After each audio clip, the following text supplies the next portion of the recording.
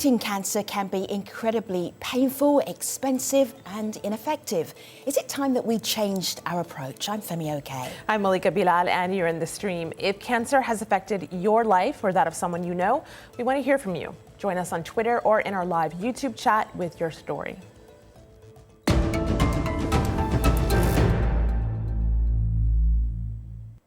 Today, we're joined by a leading American oncologist who says our current approach to treating cancer isn't working and needs a radical overhaul. But first, 3 of our community members share with us what surprised them about fighting cancer. As a cancer survivor, I know a lot needs to be done to reduce the costs of cancer treatment. So it's not between losing your home or going bankrupt and saving your life. We can do so much as a nation to make it so. Cancer is not a death sentence, nor is it a sentence to poverty. It was reconciling my new physical limitations, the fact that I was now on several different medications and had multiple follow-up appointments with multiple different providers. And it took me a little bit to figure out my new normal and how I fit in the world. So yes, what I would wish my medical team to know is when treatment is done, don't forget about your patients. One doctor would not give me a new drug that just came approved, and I needed to go get a second opinion at Dana-Farber in Boston. And once I received that letter, they agreed to treat me with that drug. So if you keep up with your research and constantly questioning them, I think everything will turn out good. Joining us to discuss the treatment of cancer is Dr. Azra Reza, an oncologist based in New York and author of a new book on the disease called The First Cell. Also with us in studio is Reshma Gulpadas. She's a breast cancer survivor based in New York. She's also vice president of video for She Media. And joining us via Skype, Charles Graeber. He is a journalist based in New York and the author of the book, The Breakthrough Immunotherapy and the Race to Cure Cancer. Hello, guests. Good to have you. So much reaction from our online community around the world, Malika. Where should we start? And probably not surprising, Femi, because so many people either can relate to this personally or know someone in their social circles who have or had cancer. So I wanted to share a little thread with you, Dr. Raza. This from Abdel Fattah on Twitter, who saw we were doing this show and wrote in that to many, cancer means mortality countdown. When we hear that any of our friends or family is diagnosed with cancer, regardless of the type, what comes to mind is the financial struggle and anxieties and then death. But then he goes on to say, people should be constantly informed and updated on the progress made worldwide on cancer research, its treatment, and its survival rate. Today, cancer is not what it used to be anymore. So I give that one to you, Dr. Raza, because I have read your book. And I know that your views may not necessarily align with that tweet. Talk to us about what you think of what he's saying. No, Malika, I completely agree with the tweet, actually, that mortality from cancer has gone down by 26% in the last 3 decades. The decline in mortality, though, is not from any new treatment we discovered. It is because of anti-smoking campaign and mostly from screening measures that were put in some 30, 40 years ago, like mammography, colonoscopy, PSA testing, and pap smears. We are curing 68% of cancers that are diagnosed today. But what are we curing them with is the question. The same old slash poison burn treatment. It's not that except for rare cancers for which there have been developments, the vast majority of cancers of the common types, breast, colorectal, or lung cancer, things like that, are all treated with the old strategies. And 32% patients who are diagnosed with an advanced stage of cancer, their outcome is as bad as it was 50 years ago. Reshma, it's so good to have you. Thank you very much for coming into the stream and talking about your personal experience with cancer. So when you were first diagnosed, can you take us to that moment and what options were you given? Well, so it was interesting. I was diagnosed in 2014. I was the youngest woman in my family to be diagnosed. My aunt had it in 1998. My mother had it in 2010. My cousin had it in 2012. So it was a big shock to all of us, which is interesting since they had all had it. You would have thought, oh, didn't you expect this? We didn't at all because of my age. The first doctor who diagnosed me immediately said to me, she said, so listen, you can have a lumpectomy, radiation, chemo, or maybe you could just have like a mastectomy and not have to worry about any of that. And I like froze because it was such a, like, you know, I'm not a person who cries a lot or anything, but I like burst into tears because that was just so much for me to handle in that moment. And she said the word mastectomy so flippantly and nonchalantly. And I was like, then I went to Sloan Kettering, and of course they explained, oh, mastectomy would not Sloan benefit Kettering is you. a very famous cancer hospital in New York. Yes. Right. So I went to Sloan Kettering and Dana-Farber. Because I'm Indian, I know a lot of doctors. That's a terrible joke, but everybody's laughing. I know. I'm so sorry. But it's true. I knew, you know, one of our family friends is Dr. Sunil Hingorani, and he's a pancreatic cancer specialist. He is the one that made my mom get a second opinion. He made me get a second opinion. He kind of saved my mom, and Dana-Farber did, from having to go through chemotherapy, because that's what they recommended for her, and it would have been no benefit at all. So that's that experience. Charles, you speak to a lot of doctors, and you have spoken to a lot of doctors, oncologists, about various different cancers. Are you feeling optimistic from what you know and what you've learned over the years? Actually, I am. I've spoken to a great number of researchers, doctors who are also researchers in this space. We've had a fundamental misunderstanding of what cancer is and how the body reacts to or fails to react to cancer, how our immune systems, we always know when we have a cold or a flu because there are symptoms, and yet with cancer, you often need a test to know whether you have it. It had always been assumed for really the whole history of modern medicine that the immune system couldn't recognize cancer, couldn't kill cancer, and so trying to help it do so was a waste of time. And that's all changed very, very recently. The 2018 Nobel Prize was an acknowledgement that cancer immunotherapy, drugs that help the natural immune system recognize and kill cancer or unleash it to do so, can be effective. And we've seen a massive transformation, I think, in the way cancer is being treated. These are very early days, but I see real reason for hope, and so do the researchers I speak to. I completely commend and agree with Charles that immune therapy has made progress in leaps and bounds, and a well-deserved Nobel Prize was shared by 2 scientists last year. That's great. The only problem is that there are 2 types of immune therapies we're talking about. One is a group of drugs called checkpoint inhibitors, and the other is CAR T therapy. The checkpoint inhibitors are not curative for anything. For the layperson, will you give me your doctor's bedside manner here so that I understand? I walk away from this show understanding every single word that you've said. Okay, so cells express certain signals on themselves which can either say eat me or don't eat me. That immune system recognizes. And if it says don't eat me, it will leave them alone. So cancer cells have learned to masquerade with as normal cells by expressing this signal of don't eat me. And that can be unmasked through these checkpoint inhibitor drugs.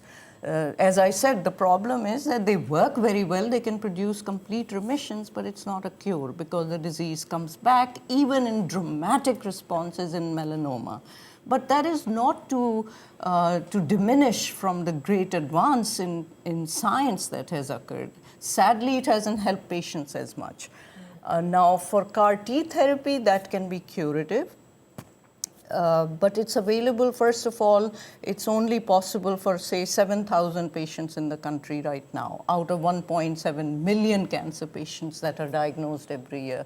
Secondly, it's extremely expensive. Just the preparation of cells is $500,000, and then giving it. And then third, the toxicity is terrible.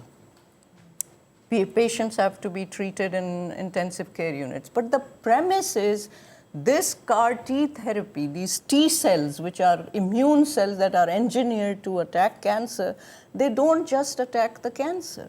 They basically destroy everything in the organ that now has this rogue cancer cell in it. So what it's approved for, let's say, is B cell malignancies. B cells are a kind of immune cells also, T cells and B cells. Lymphomas, acute lymphoblastic leukemia, these are B cell cancers. So T cells go in and destroy every B cell in your body, not just the cancer B cells. So then you can replace the B cell function for the rest of the patient's lives. My point is these same therapies would work perhaps a lot better with less toxicity and less financial burdens when it's used earlier on in the disease instead of at end stage monstrosity. So I want to pick up on that because we got so many comments from people talking about those two things in particular. It's the toxicity and the expense. So I'll share a tweet, this from Suhaib, who says, I wish doctors would have told us clearly that there is no cure for this disease because what patients go through in the name of treatment kills them before their time. So ponder that because I want to play a video from someone who sent us this about her story. This is Rena Welsh. She's a social media strategist. And here's what she told the stream. My name is Rena. I had ovarian cancer in 2015. I also have LFS, Li-Fraumeni syndrome, which means I am more likely to get it again. The things I would most advocate for are Medicare for all because I am more scared of getting it again and not being able to afford it rather than just getting it again. And also medicinal marijuana because it is the only thing that helped me during treatment. All of the medications prescribed to me, like the anti-nausea one, would give me migraines. I had terrible side effects. And if we really want to help cancer patients, we'll do that. So Reshma, can you pick up on those two things, the going through the treatment and how awful that sounds, but also she tells us she's less afraid of getting cancer again and more of having to pay for it and not being able to. Yeah, so my experience was a little different, but with some of the same elements. I want to speak first to the treatment being so rough on bodies. My mom and I had the same type of cancer, so we didn't need to go through chemo, but my aunt and my cousin went through it. My aunt got it in 1998. My cousin got it in 2012. It's basically 20 years. They went through the same treatment. Chemo hasn't changed. It still breaks down all the good cells and the bad cells. And you've seen people, they lose their hair. My cousin was thrown into early menopause at 42 because of it. And it's not just like, oh, you're done with chemo, great, you're cured. You fear it coming back. So I do think we all deal with, oh my gosh, what if it comes back, especially when you get it younger. And then I was very lucky to be in a job which had very good healthcare. But then after my treatment, I just hit my 5-year mark. I get worried every time I change insurance or anything, because if like Sloan Kettering isn't on my insurance, I want to stay with them. So I would probably go out of pocket, and I can't afford that. So these are all questions around and issues around the way that medicine is practiced in the United States, where you have to have, ideally, insurance to get high-level medical treatment. Yeah. I just want to bring in Charles here. Charles, because you spend so much time with the cancer community, what question would you like to ask Dr. Azra about her idea about let's just start looking for cancer super early? Let's look for the first cell, not trying to eliminate cancer right down to the last cell. What would you like to ask Dr. Azra? Certainly. Well, I think that is a wonderful approach.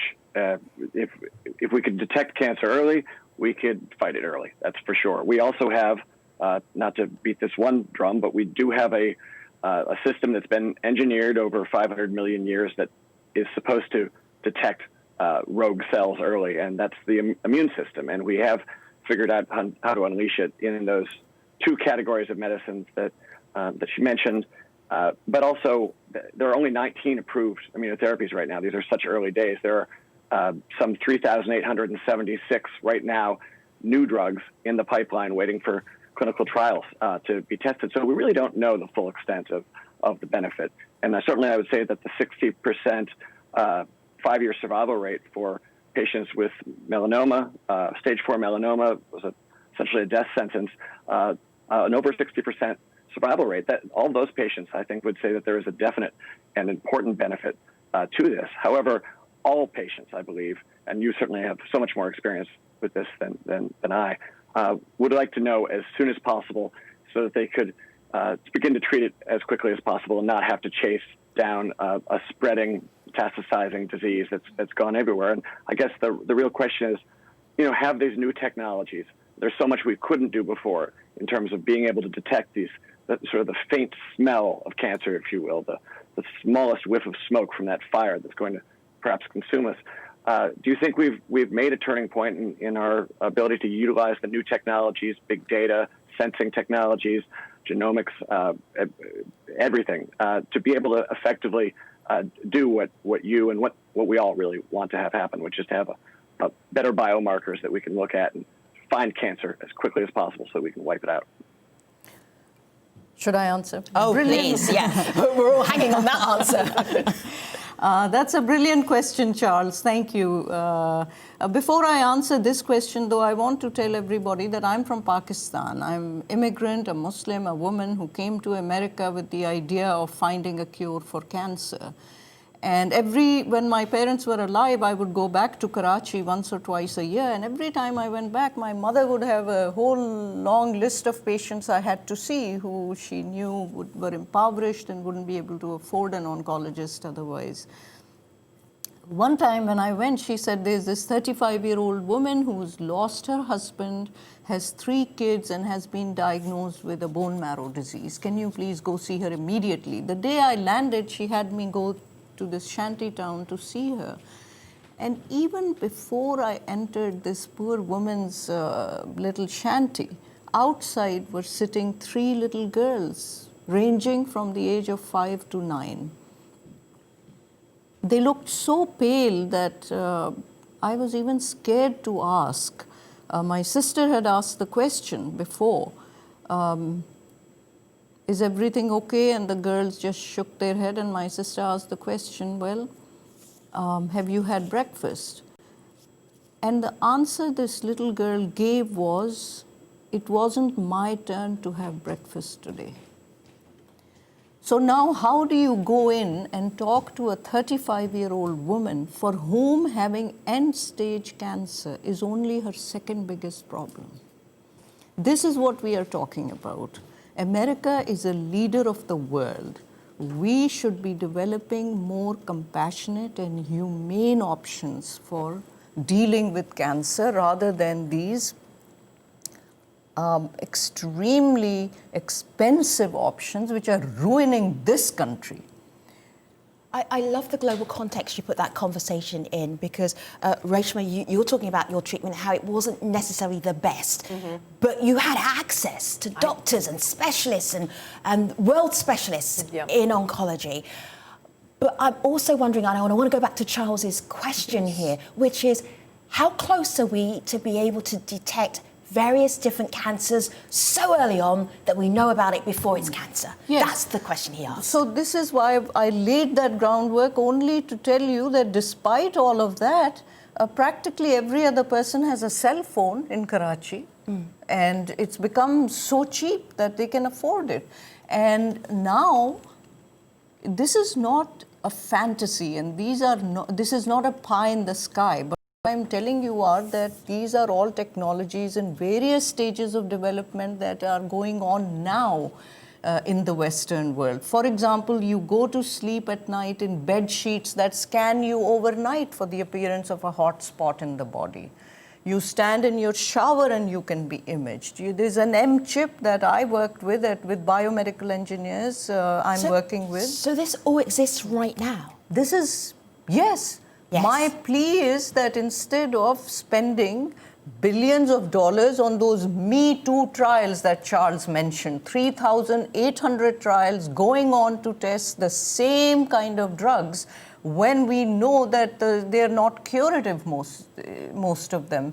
In fact, I can tell you that Dr. Richard Pastor, who's the head of the Oncology Center for Excellence at the FDA, recently criticized the checkpoint inhibitor trials, PD-L1, 3 well-controlled trials were done in a cancer of the bone marrow called multiple myeloma. All 3 gave negative results. You know how many other trials are going on? Not 100, not 500, not 1,000, 2,200. Me Too trials going on. Instead, and the chances of an experimental trial succeeding in America right now in cancer is 5%. 95% chances that it will fail. And yet, there is so much investment in a venture that has a 95% failure rate. All I'm saying is, yes, we have current cancer patients, so we can't stop doing things. We need to continue on this path of developing immune therapies, developing treatment options, but then at least some of the resources have to be shifted to early detection. And the last example I'll give is one of a smart bra. Why should we only have women once a year or once in 5 years be examined by a gross and old ancient type of mammography? This belongs in the Stone Age already. Can I just, do you want to just explain what a mammography is? I got my first mammography. Yeah. And what happens? Because it's horrible. It basically, it's not horrible, but it's 7 seconds of a machine squeezing your breast but until... it feels like 5 years of that squeezing. It does. And right when you think, oh, they couldn't possibly squeeze it more, they do. Until it's almost flat. Until it's almost flat, and they squeeze like the nipple too, because a lot of, like my cancer was like right around the nipple area, so... But the thing I've learned too about all these screenings is they recommend women get it when they're 40. Mm-hmm. I got this at 35. One doctor said, I had a very slow growing cancer. They said, you may have had this since you were 30. So the recommendations are getting later and later. The technology is getting older and older.